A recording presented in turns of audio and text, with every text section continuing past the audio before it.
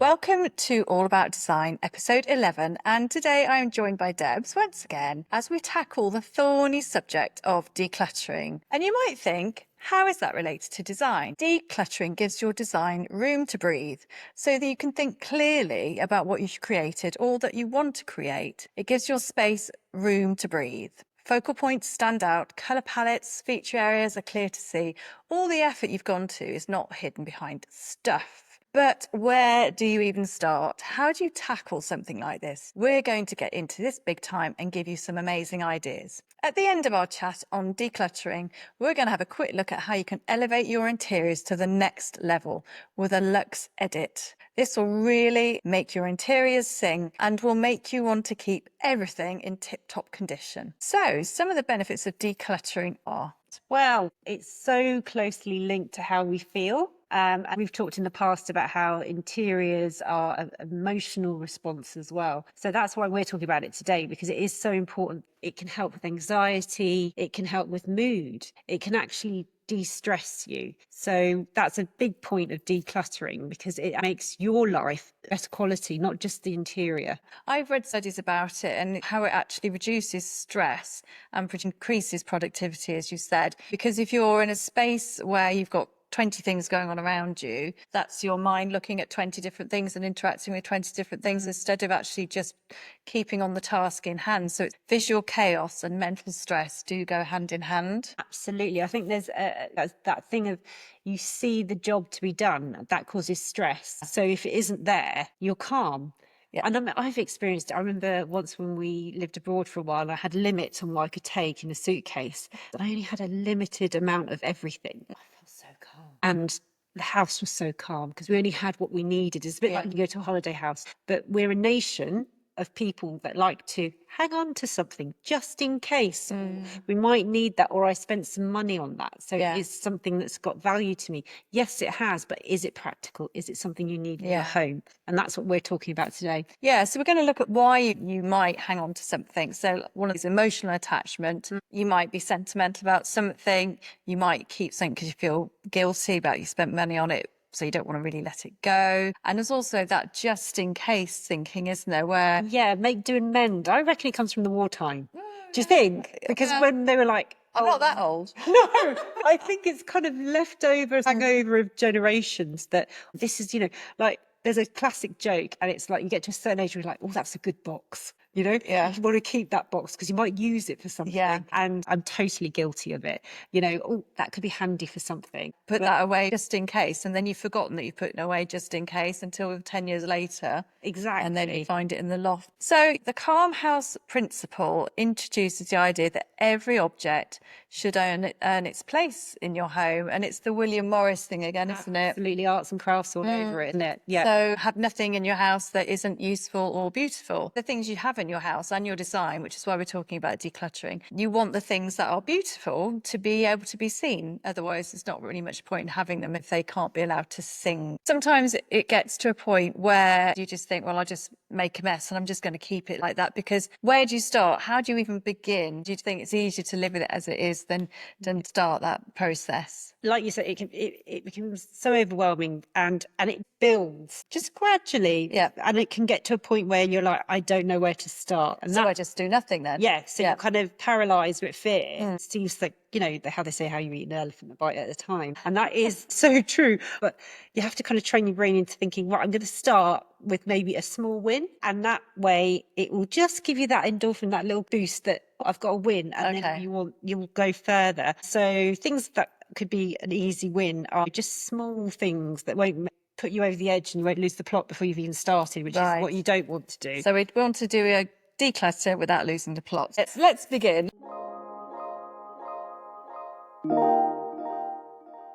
Yes, we've got things like the kitchen junk drawer. Yeah, we've all got one of those, haven't we? Two. Yeah. Getting rid of things that are out of date. Food cupboards and things like that, because you might want to just make more space for other things. Shoes at the front door. We've all got that. Well, maybe think about how you can store those differently. And then one of the funniest ones, carrier bags that we seem to hoard like we're going to go for a shop for the whole neighbourhood. Well, How many bags do you need? Can they be recycled? Limit yourself. That's what I'd say, because I've done it before where I'm like, oh, I need to keep it because it's still a good bag. Well, yeah, how many bags do you need? So a good thing to do, carry bags, is to either have one of those everlasting ones that you always keep with you, or have them in your car.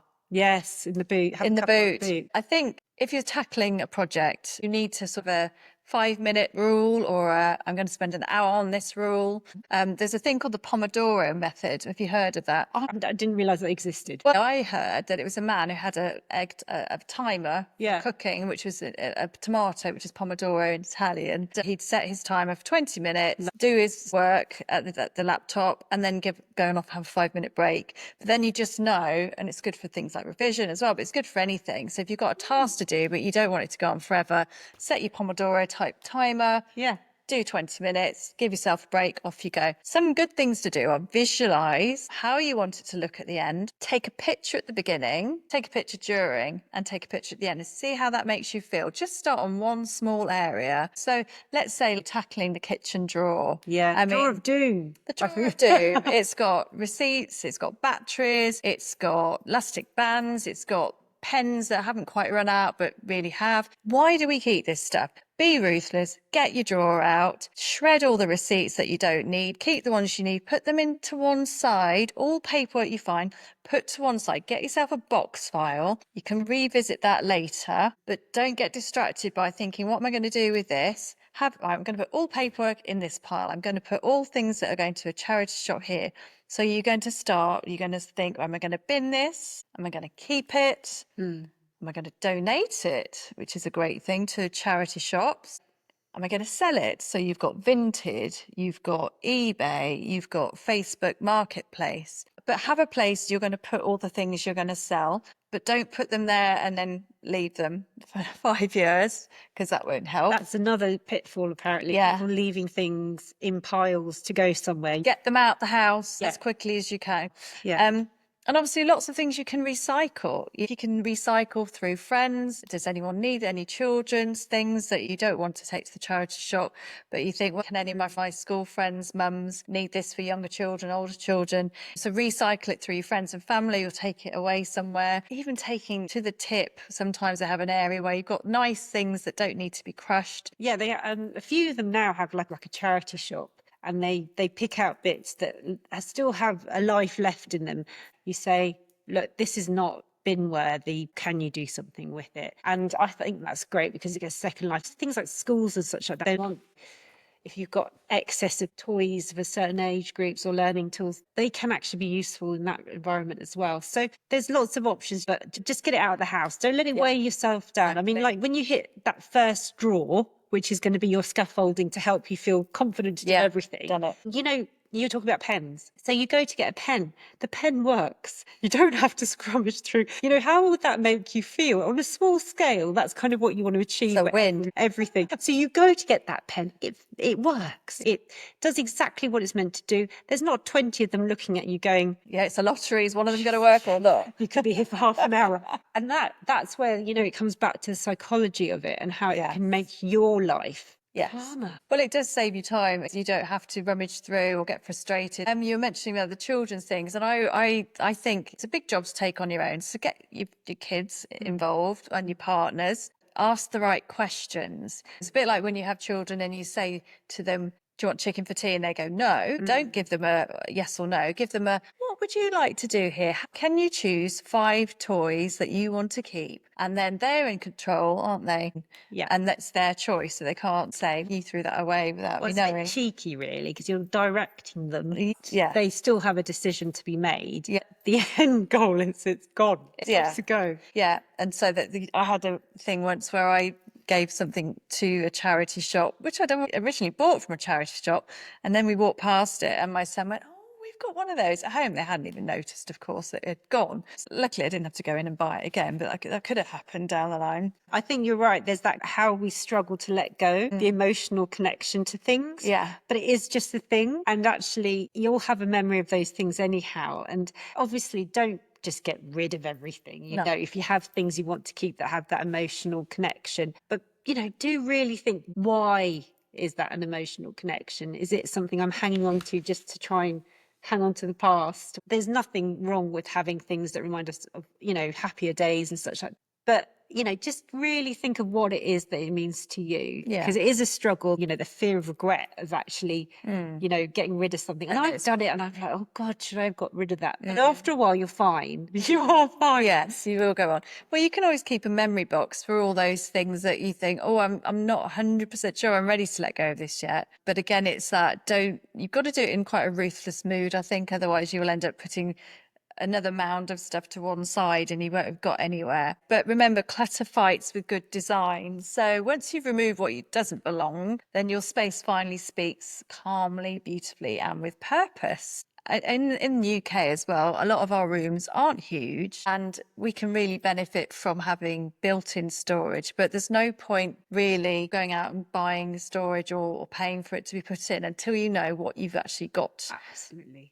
So you need to strip back first all the stuff that's not necessary and then say, right, okay, yes, this is how many shoes I need in our family. We have approximately 4 pairs of shoes each. Can those go somewhere? Do they all need to be by the front door? No, they don't. They can go into a box. Just 4 pairs. Well, for example, I mean, you're the shoe queen. Yeah. But it's those sorts of things. Down to having clear spaces in the bedroom help you sleep better. There's massive psychological benefits and health benefits to having a clear house, and we're all guilty of it. My house is not at all perfect. We do try and keep it tidy, and then everyone comes in and dumps stuff at the end of the day. Decluttering is making decisions, isn't it? And sometimes we delay making decisions. That's just going to clutter our mind, keep that process moving. And that's where it comes back to the freedom of not having all those thoughts coming around. You see that and it triggers something in your mind. And also dust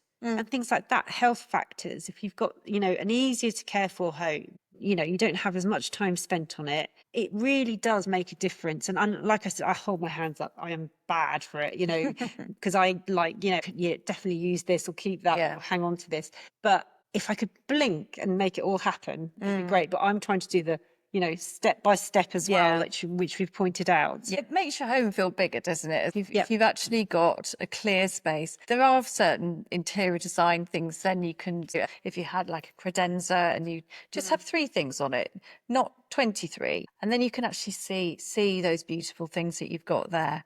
Cluttered sight lines make even a small flat feel spacious. Yeah. But it's so true, because even like on a small scale, I just cleared my hallway this morning because it does get a bit of a dumping ground. Yeah. Because it needed a sweep. You know how it is, like you said, it's just the thoroughfare. It's like Piccadilly Circus.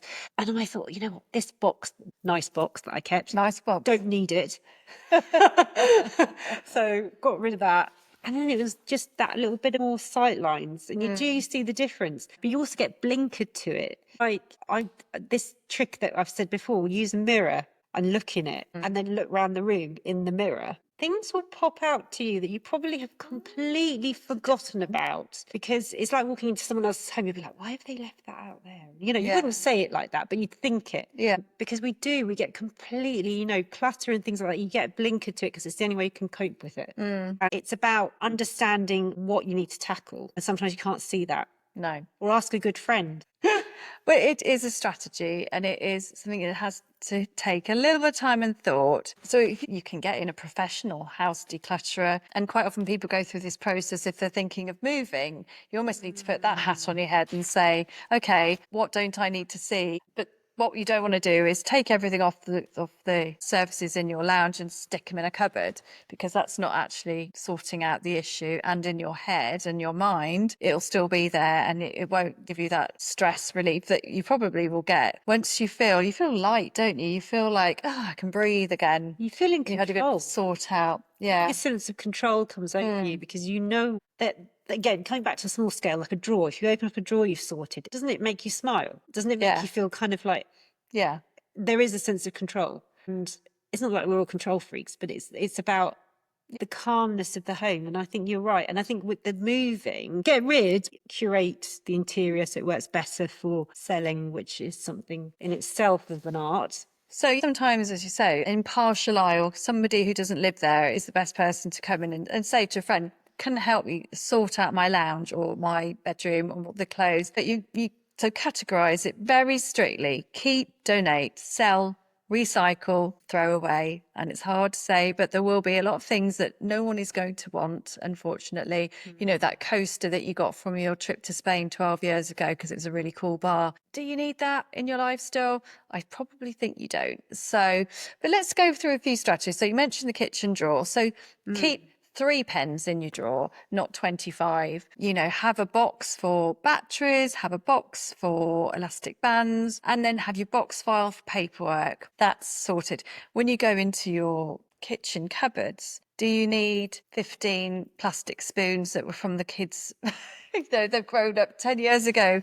I've still got plastic plates and Everybody's got them. cups, and I don't need them. But why do I keep them? Because I'm like, oh, I might be useful. Well, keep 2 and donate the rest to In the case charity. a baby turns up at the front door. Exactly. What's going to happen? I mean, that hasn't happened in 17 years. No, I mean, it's not going to happen for quite a while. You know. I mean, then it's probably the plastic isn't going to be healthy. No, You know what I we'd want mean? to get new ones, wouldn't we? So, you know, look at your plates, the chipped ones, the chipped glasses, the imperfect things that never get used because you go, well, I can't give a plate with a chip to a guest. Or go through everything, be ruthless. Look at the top cupboard shelves, the things that are up there that have been there. Oh, I might use that one day. All the ingredients, just have a good clear out. I mean, that's the kitchen done. And actually, if you've got plates and such that are chipped, great for the garden, for pots. True. Is that the wrong message? Right, I don't know.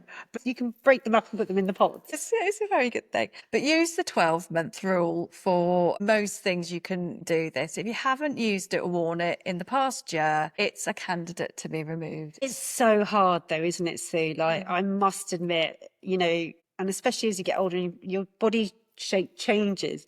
You hang on to those things, don't you? Go, I'll get back into that. Yeah. I will fit into that. And or I'll pass it on to my nearest and dearest when they grow up. And yeah, again, if it's a quality, lovely item, then maybe have a limit on what you keep.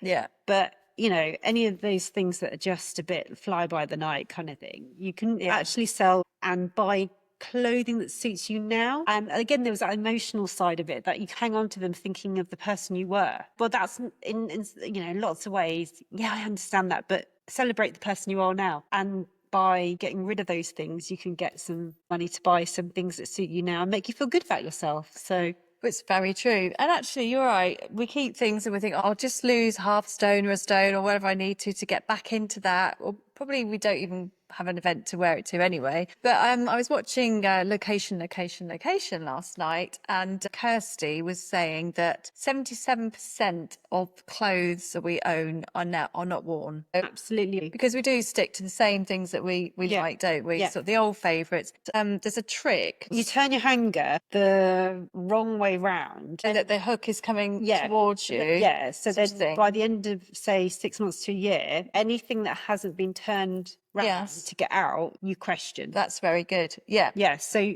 it's basically saying you have not put your hand on that hanger and took it out of the cupboard. The idea is that you turn the hangers around as you wear it. Yeah. It will give you a good indication of what you're actually using. That's a really great trick.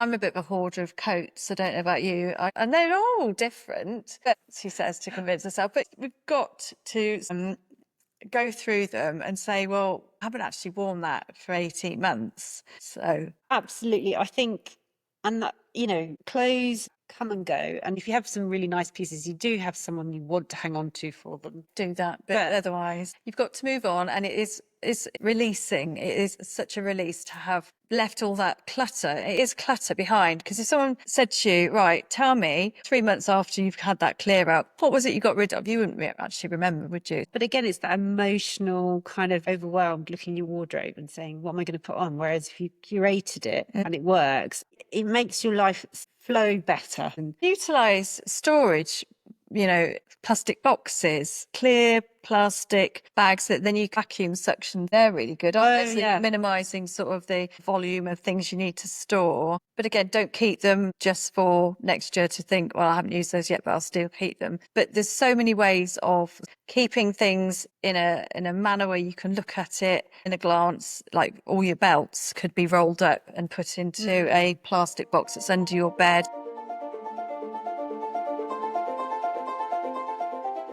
I don't know about you, admin. I get very bored doing admin. I like to go out and do the nice fun stuff. So the paperwork we were talking about earlier, a lot of professional declutters will come in and say to you, we'll put everything onto a digital copy and get rid of a lot of the actual paperwork. You don't need massive filing systems anymore. Things like birth certificates, wedding certificates, so on, they're really important to keep as obviously a paper copy, but also have a digital copy just in case. And then shred anything you don't need. Organise folders with labels. Once a month, you could have a basket of items that the things I need to go through. So your paperwork goes into a basket, but that still looks like a nice thing until you get around to them.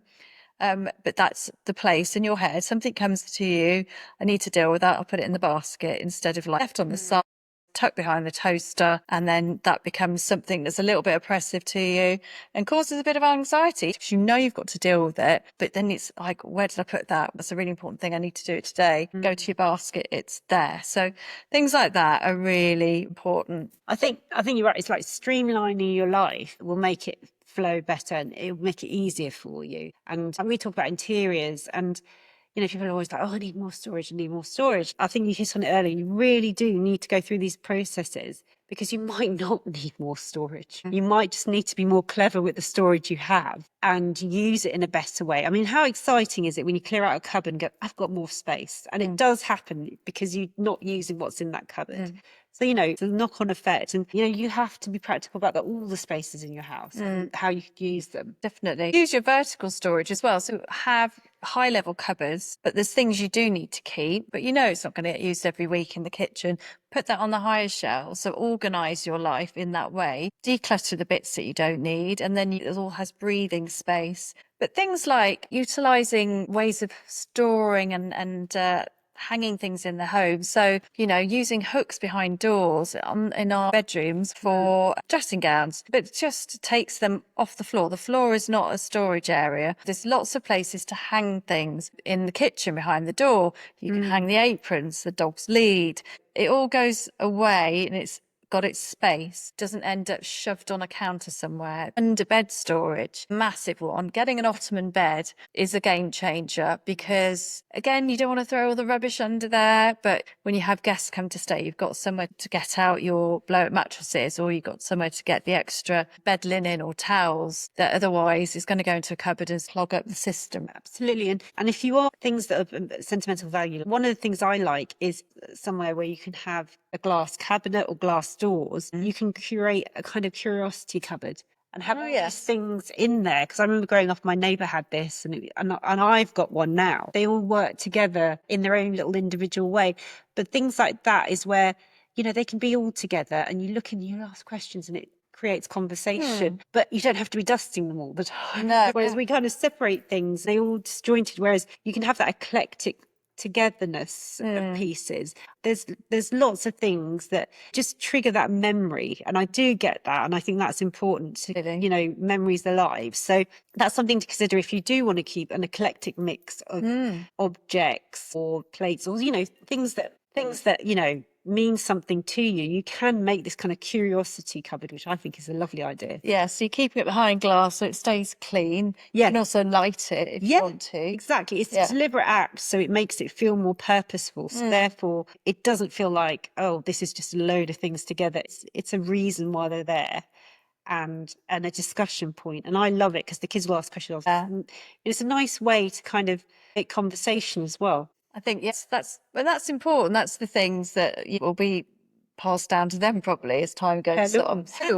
But I've still got a vase. My gran, passed away 30 odd years ago, and I've got one of her vases. Yeah, it's beautiful. We're not saying get rid of everything, saying edit and enhance is a good way of putting it, isn't it? Edit and enhance. Do you know what I find? When you move into a new house, or even if you're renting and you've got that completely blank canvas. Love it. You can almost start and do that. And so if you have a room, give it a massively deep clean. You can even get in some contract cleaners, come in, clean everything back to its bare bones, clean the windows, the skirtings, everything. It might not need painting again, but then just purposefully fill it, with the right things. So, behind you, you've got everything perhaps on the landing, all the clothes, all the shoes, all that. Actually, just put back in the things that work for you now, instead of all the stuff that you bring in on a daily basis gets shoved into the drawers because we don't have time to think about it. So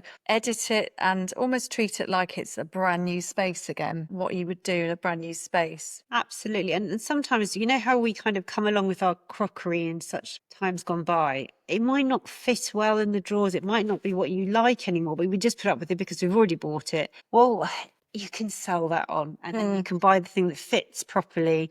You know, I've done that myself. I had crockery. That's okay. That's going to be now for my son's university. It's not a high value. But and then I bought plates that actually aren't as big. They fit in. They're everyday plates and they actually take up less space. So really consider what you have, because we come along with lots, don't we? We move and things don't necessarily work in each property that you live in. Don't be scared to change them. Yeah. So one of the strategies of going around is you give it a mark out of 1 to 5. So 1 is like a 10-minute refreshed. 2, 3, 4, down to 5, which is probably like a whole weekend's project. Major emotional declutter kind of. Yeah, I know. yeah. You might need help. Mirroring is really good. That's when you get, someone else to help you, whether it's a partner, a friend, or whatever, because you're more likely to succeed. Whereas if you left your own device, you'll talk yourself out of it, won't but you? they say a lot of people, mirroring is where you have someone you can bounce off and say, what do you reckon? And they'll be like, that is really helpful. Yeah. Yeah. And actually, you might have something you really want to buy or a holiday that you're saving up for. So the things that you have loved, but that no longer really do have a place in your life anymore, can still go towards providing something else for you in the future. So it's not about throwing it all away. Neither of us have done vintage yet, have we? I don't know why, but eBay, I do. And it's fantastic because you're moving it on. So there's no guilt attached. It's had its life with you. Now it's going to have its life with somebody else. And people worry about, but I spent money on it. But you've probably got your value and some out of it already. Exactly. So don't worry about that. Yeah. And then if you sell it on, you're getting even more out of it. So it's definitely earned its keep. Absolutely. Yeah. So if you don't love it and it's not practical, yeah, it's time for it to move on. And this can even go as far as items of furniture. So the council will come and collect things. So you can't start making excuses about, well, it's too big to move. It'll just have to live there to the end of my days. Because if it's an electrical item, obviously the council can be contacted to come and collect it. Or, British Heart Foundation or various charity shops will take items of furniture. Anything electrical, there's always an issue because obviously they've got to certify the wiring. But some items of furniture that you've got to make sure they have the fire safety labels on that are valid. Obviously, they can't take anything that can go into someone else's house and then cause an issue. But there's so many things that you can ask your local charity shop to come and collect, or the council can remove for you, or you can hire a van and take it down to your local tip.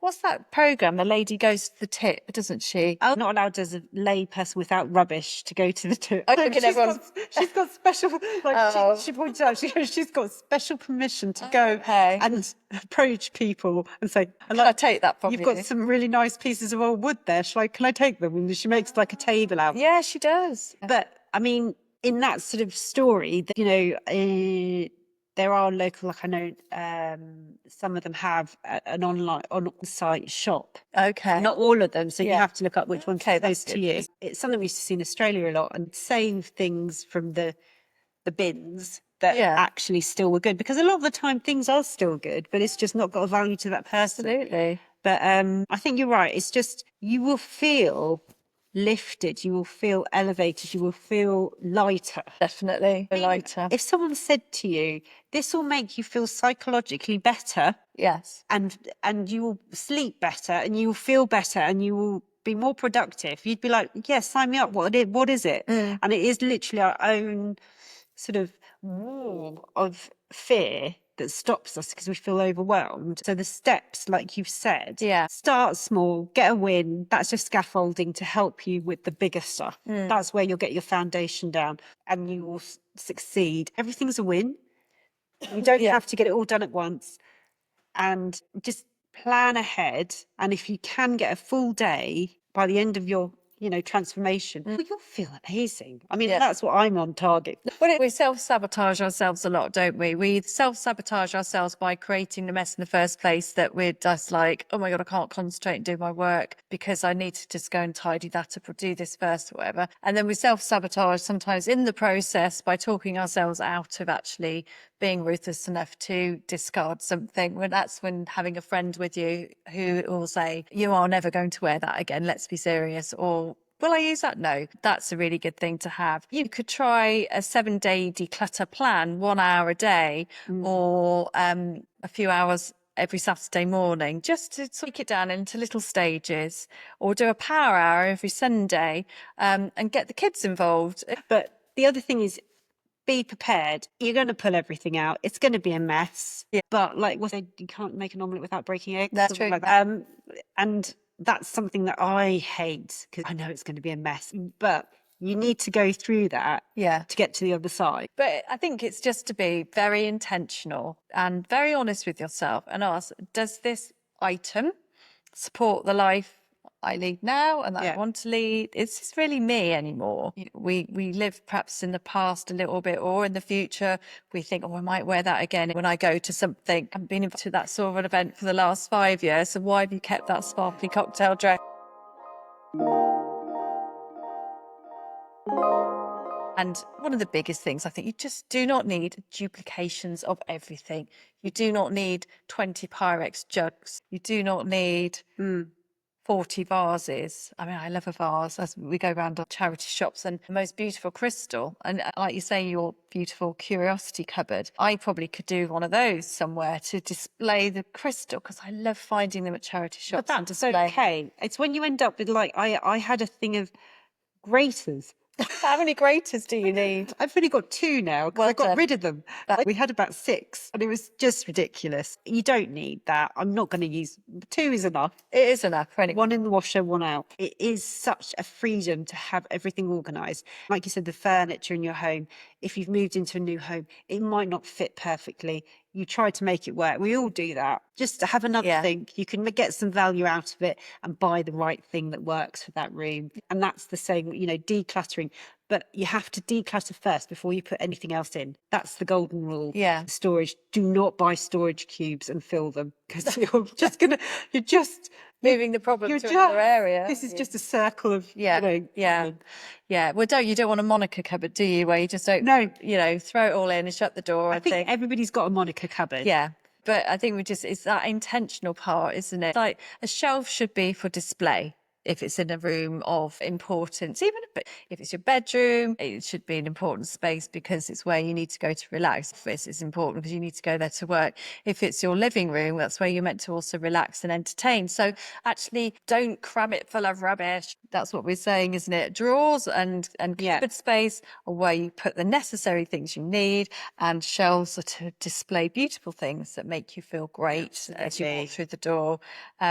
You don't need to be minimal unless that's your style, because that can feel a little bit empty. That's going to the other end of the spectrum, I guess. But when you say about the storage, once you've stripped back, you know what storage then you're going to need. Then you can do your built-ins just to put the necessary items away, which again is clarity of mind and space and a deep breath moment, isn't it? Don't buy more. Like, there's this classic ab fab where Jennifer and Patsy are trying to clear out a drawer in the kitchen, and they decide that they need to buy new furniture to put all the bits in. So they got to buy the new furniture. It's hilarious. But it's that kind of mentality of, you've probably got a lot of storage in your house that you're not using efficiently. Oh, massively, yes. Guilty. All of us. So if you can utilise it better and more efficiently, you're going to gain space. Yeah. You've already got, and you don't have to pay any extra for. Yeah. And actually, you might make some money out of it because you might sell off things that were in those drawers or in those cupboards. Yeah. It's a win-win. Well, just to end this little part with, so studies show that people who live in tidier homes have lower cortisol levels. So that's the stress hormone. Yeah, that's So good. you will literally feel calmer. So that's scientific, isn't it? That one. Well, that's enough, isn't it? Yeah, but that should be enough. But it gives you a sense of ownership of your space and your style, and you're not overwhelmed. So that's our message. Reduce your clutter. Also, just get rid of duplications. Be honest, be truthful, get a friend to help you. Don't tackle it on your own. I think it's nothing worse, I don't think, than doing that on a Sunday morning on your own. But if it is a dry day, a bit of tarpauling in the garden's brilliant. Oh, it's like that programme with Stacey Dooley, isn't I've it? done She it gets before, everything especially with the out. garage. Just get it all out. That's really good. Because then you can see the wood for the trees, as they say. Yeah. And just get the bags, get it binned, get it sorted, get it out. Right, love it. And yeah, that's the big message. Once you've sorted it, get it out of the house and then it'll be out of your mind completely.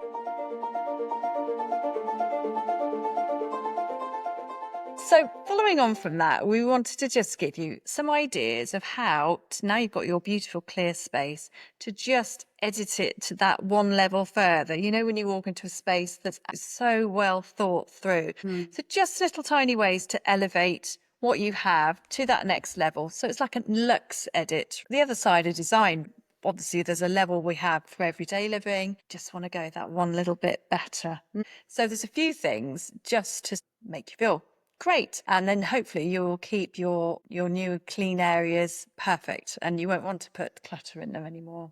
One of the things I think are really nice to do, and you've done this with your own artwork, is to reframe it. Get bigger frames, and then a mount. The worked in the middle is then coloured. You get that colory feel where artwork can be relatively smaller, and it works especially with like photographs, and then you just have like a black edge or something like that. You just take it to that next level of design, and it's just detail like that makes it look just that bit more luxurious, a bit more tailored. It's a bit like tailoring a suit. It's just fitted a little bit better to the environment, and it can just define something a bit more and give it more substance as well. Yeah. Getting pieces of glass cut to be on the tops of your units is a game changer, I think. Practical as well, isn't it? Very, very practical. Adding in a sensory element to your home. So you walk into somewhere, it smells beautiful.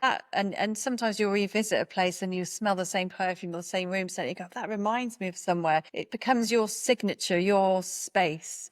So visual design isn't the only thing. It's about the other senses, isn't it? And you know how we talk about memory makers? You might have gone on holiday and then there's a candle or something from there. That's a nice little thing, because that can be something in your home that's not cluttering, but it's giving that experience as well. So we talked about lighting as well in the past, where different levels of lighting immediately make things feel more high end and more luxurious, because a room can change from day to night, off lighting, reading lighting, all those kind of things. So that's something to consider. If you looked at I suppose the travel things of the past, like the Louis Vuitton trunks. I was listening to something about Hermes, and he started off as a saddle maker. Products that have a stitched edge or tailoring on it. Those are the things that have an elevated feel to them. They look glamorous. They feel expensive. They don't necessarily have to be. It's all about going around and shopping for the right things. But it's like a piped edge on a cushion, or a lovely coaster, or layered foliage and greenery and plants in your home in a special container. They look high end. So it's all these little elements that all add together to make it feel like a really special place that you want to spend time. Absolutely. And if you do go to like a boutique hotel or something and you love the interior, don't just look at it as a whole. Look at the little details. And take those, like the edging on a cushion. That's what's making it come together. That's the ingredients that are making it feel whole and beautiful. So take those little things, like there might be like a little bit of studding or something like that. And when you're then looking for the pieces, a lot of people go, oh, but it doesn't feel the same, because they've missed those tiny little elements that just take it to that next level. So what is it? It might be just even like a little tassel. Just look at the little kind of ingredients of what makes it stand out. Things like handles are massive, aren't they? Yeah. If you have a unit, it's very, very easy to change the handles on it, and then it becomes so unique to your space. But it could be that you have one of these beautiful engraved metal handles that are very in vogue now. They're great, or a leather pull handle instead of just the bog standard aluminium pull that it came with. So it's just those little ways, bring in mirror at the back of items, bringing in those little bits of lighting, bring in a lovely little tray on your unit that's got a few beautiful items on it. Just, it's bringing your character in, as well as we've talked about your own personal style, but it's elevating the overall look and feel. So then you won't want to come in and just leave a cardigan and a pair of shoes, and your children might try and do that still, but you know, you can say, no, this is a room that I want to relax in. I need to be able to breathe in here. Let's keep it clutter free, and it is beautiful. I can appreciate all the things that are in it. Absolutely. And if it has been decluttered and there's space for things to go, people are more likely to put them away. So you are going to live with it in a better way. Yeah. They've got somewhere to go. That Definitely. makes it easy for everyone, because no one's got any excuses then. They have to. Well, if it's a beautiful room and then there's some coffee mug sat there that doesn't belong, then it's going to stick out like a sore thumb. So that will get moved away quite quickly, won't it? So We've all got them. we do. We're not saying we live these perfect lives by any stretch of the imagination, but it's what we all aspire It's a goal to. for everybody. It's a goal to make your life better.